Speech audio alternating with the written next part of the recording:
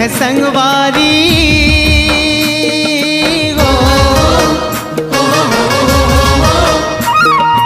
ए पवन के किलकारी सुन कहत है संगवारी। गाँव हाँ हमर सोन के चिड़ैया, हमर गाँव हवे सोन के चिड़ैया।